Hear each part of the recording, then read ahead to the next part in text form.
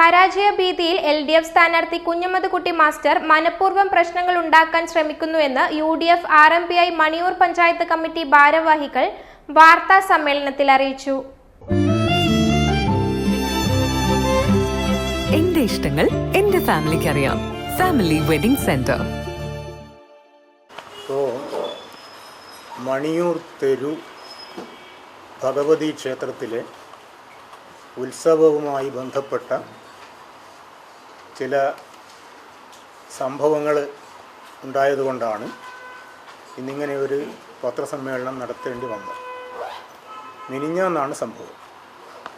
മിനിഞ്ഞാന്ന് ഈ മണിയൂർ തെരു ഭഗവതി ക്ഷേത്രത്തിൽ ധാരാളം ആളുകൾ, ആയിരക്കണക്കിന് ഭക്തജനങ്ങൾ പങ്കെടുക്കുന്ന ഉത്സവമാണ്.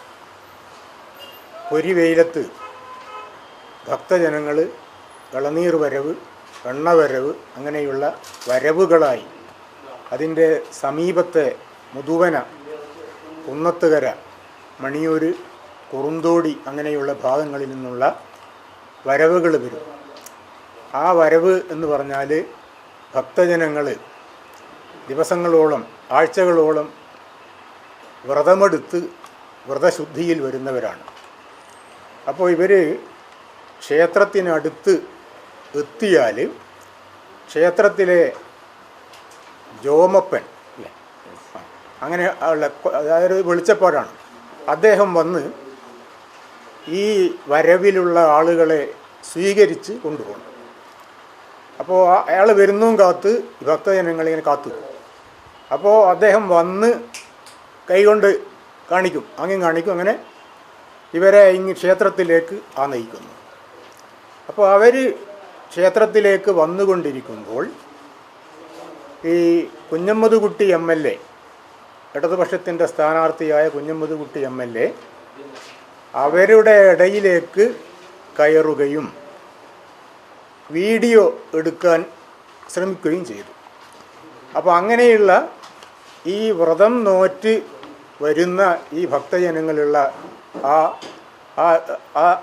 അതിലേക്ക് ഇങ്ങനെയുള്ള വീഡിയോ ചിത്രീകരണം നടത്തുന്നത് ശരിയല്ല എന്ന് രാഷ്ട്രീയ ഭേദമന്യേയുള്ള ഈ വരവിലുള്ള ഭക്തജനങ്ങൾ ചിലർ അവിടെ അഭിപ്രായം പ്രകടിപ്പിച്ചു. ഇപ്പോൾ MLA അത് ഉൾക്കൊണ്ടുകൊണ്ട് പിന്മാറി. അതാണ് അവിടെ നടന്ന സംഭവം. അതല്ലാതെ ഒരു സംഭവവുമില്ല. അവിടുന്ന് MLA പിരിഞ്ഞു പോയി. അദ്ദേഹത്തിൻ്റെ കൂടെയുള്ള നേതാക്കന്മാരുണ്ട്, അവരും പോയി. പിന്നെ UDFൻ്റെ സ്ഥാനാർത്ഥി പാറക്കൽ അബ്ദുള്ള അദ്ദേഹവുമുണ്ട്, അദ്ദേഹത്തിൻ്റെ കൂടെയുള്ള നേതാക്കന്മാരുണ്ട്. കുറച്ച് കഴിഞ്ഞപ്പോൾ അദ്ദേഹവും അവിടുന്ന് പോയി വേറെ സ്ഥലത്തേക്ക് പോയി.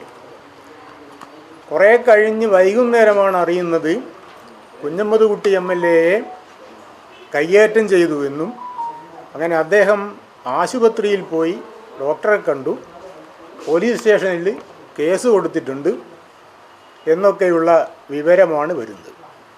ഇത് സത്യവുമായി യാതൊരു കുലബന്ധവുമില്ലാത്ത സംഭവമാണ്. ഇത് ചില തിരക്കഥ ഡിവൈഎഫ്ഐക്കാരൊക്കെ ഉണ്ടാക്കിയ തിരക്കഥയാണ്.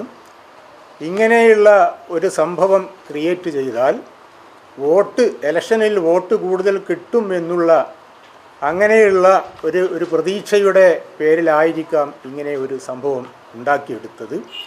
ഏതായാലും മണിയൂരിലുള്ള ജനങ്ങൾ ഇങ്ങനെയുള്ള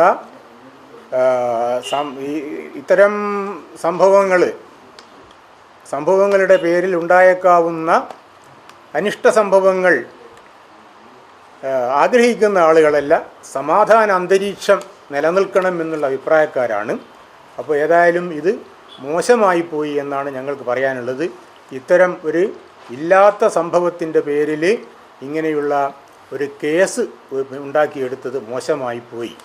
പിന്നെ അന്ന് തന്നെ സന്ധ്യയ്ക്ക് ശേഷം ഈ സംഭവവുമായി ബന്ധമില്ലാത്ത, ആ സ്ഥലത്ത് പോലും നേരത്തെ ഉണ്ടായിരുന്നില്ലാത്ത പിന്നെ ഒരു RMP പ്രവർത്തകനും ഒരു BJP പ്രവർത്തകനും മർദ്ദനം ഏൽക്കേണ്ടി വന്നു. ഇതൊക്കെ തന്നെ വളരെ മോശമാണ്. നമ്മളുടെ നാട്ടിലെ സമാധാന അന്തരീക്ഷം നഷ്ടപ്പെട്ടു പോകാനുള്ള ഒരു പ്രവണതയാണ്. അതുകൊണ്ട് ഇത്തരം പ്രവർത്തനത്തിൽ നിന്നും MLAയും അദ്ദേഹത്തിൻ്റെ കൂട്ടരും പിൻവലിയണം എന്നാണ് ഞങ്ങൾക്ക് പറയാനുള്ളത്. അതായത് പാറക്കലിന് കിട്ടിയ സ്വീകാര്യതയെ എന്താണ് മറിച്ച് വെക്കാൻ വേണ്ടി, അതായത് ദയനീയമായി പരാജയപ്പെട്ട മൂപ്പരുടെ ആ കാര്യം എന്ത് ചെയ്യാൻ വേണ്ടി ഒളിച്ചു വെക്കാൻ വേണ്ടി ഉണ്ടാക്കിയ ഒരു തിരക്കഥയാണ് ഇത് ഈ സംഭവം എന്നാണ് നമുക്ക് അതിൻ്റെ തള്ളിക്കളഞ്ഞിട്ടുണ്ട്. ധാരാളം CPM പ്രവർത്തകർ അവരുടെ ഫേസ്ബുക്ക് പേജിൽ ഇങ്ങനെ അവിടെ ഒരു സംഭവം നടന്നിട്ടില്ല എന്ന് കുറിച്ചിട്ടുണ്ട്, വീഡിയോകൾ പുറത്തുവിട്ടിട്ടുണ്ട്. മാത്രമല്ല പോലീസ് അന്വേഷിച്ചതിൽ ഇതിൽ കാര്യമായ കഴമ്പില്ല എന്ന് ബോധ്യപ്പെട്ടതുകൊണ്ട് തന്നെ ഒരു FIR ഇട്ടിട്ടുണ്ട്. ഇയാൾ ആശുപത്രിയിൽ പോയി ഡോക്ടറെ കാണിച്ചു, പരിക്ക് പറ്റി എന്നൊക്കെ പറഞ്ഞു മൊഴി കൊടുത്തു. പക്ഷേ FIR ഇട്ടിട്ടുണ്ട്. കഴമ്പില്ല എന്ന് കണ്ടതുകൊണ്ടാണ് ഒരു FIR നിലയ്ക്ക് പ്രതിയോട് സ്റ്റേഷനിൽ ഹാജരാകാൻ പറഞ്ഞു. സ്വന്തം ജാമ്യത്തിലാണ് വിട്ടയച്ചത്. സോഷ്യൽ മീഡിയ മുഴുവൻ ആഘോഷിക്കുന്ന ഇയാൾ കീഴടങ്ങി, ഇയാളെന്തൊരു വലിയ കുറ്റകൃത്യം ചെയ്തതുപോലെ ഇയാളെ അറസ്റ്റ് ചെയ്തു എന്ന രൂപത്തിലാണ് സോഷ്യൽ മീഡിയ ആഘോഷിക്കുന്നത്. അയാൾക്ക് സ്വന്തം ജാമ്യത്തിലാണ് അയാൾ ആ സ്റ്റേഷനിൽ നിന്ന് വിട്ടയച്ചിരിക്കുന്നത്.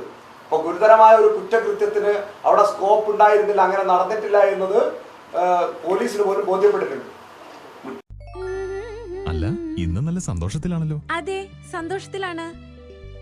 കാരണം ഞാനിപ്പോ പാചകം ചെയ്യുന്നതേ മയൂരം വെളിച്ചെണ്ണ ഉപയോഗിച്ചാണ്. പുതിയ മയൂരം കോക്കനട്ട് ഓയിൽ, കലർപ്പില്ലാത്ത ശുദ്ധമായ വെളിച്ചെണ്ണ. കർഷകരിൽ നിന്ന് നേരിട്ട് ശേഖരിക്കുന്ന നാളികേരം സൾഫറും പുകയും ഏൽക്കാതെ ഉണക്കിയെടുത്ത കൊപ്രയിൽ നിന്നും സംസ്കരിച്ചെടുക്കുന്ന 100% ശുദ്ധമായ വെളിച്ചെണ്ണ. ഇത്രയും നല്ല വെളിച്ചെണ്ണ ഇപ്പോൾ നിങ്ങൾക്ക് വിപണിയിൽ ലഭിക്കുകയില്ല. മയൂരം വെളിച്ചെണ്ണ, ഒരു ഏറെമല സർവീസ് സഹകരണ ബാങ്ക് സംരംഭം.